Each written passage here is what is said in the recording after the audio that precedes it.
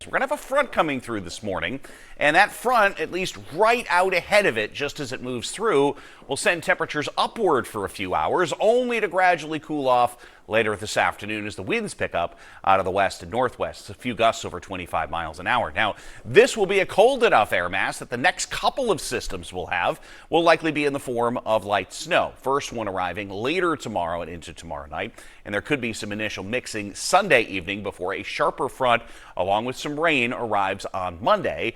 That rain could be heavy at times. So you'll notice the wind will start to pick up later this morning. That will be the indication that the front will be moving through. You can see winds initially out of the south turning to the west and some gusts over 25 to 30 miles an hour for the afternoon. So the temperatures and those highs will be early in the day, and then they'll start to fade gradually through the afternoon. There's the air mass in place for the weekend, 35 to 45 for highs north to south. And then the jump in readings for Monday will be right ahead of yet another front that will arrive, very similar to this one, but with at least the prospects of at least a better chance of some steadier rainfall. You can see the showers coming through first thing this morning. And again, there is your front right in eastern parts of New York. Just as this approaches, and we're starting to see it play out in western New Hampshire, temperatures will jump up into the 50s. Now, they will eventually continue to fade from there going into the afternoon. There is your push in readings early this morning. So yes, places like Ringe well into the 50s this morning, while there are some valleys which are only down into the 30s. Again, a very up and down temperature regime, not a one-size-fits-all first thing this morning.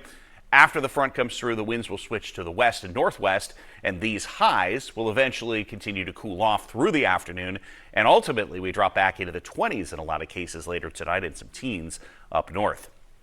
Steadiest of the precipitation through about 10 or 11 o'clock this morning.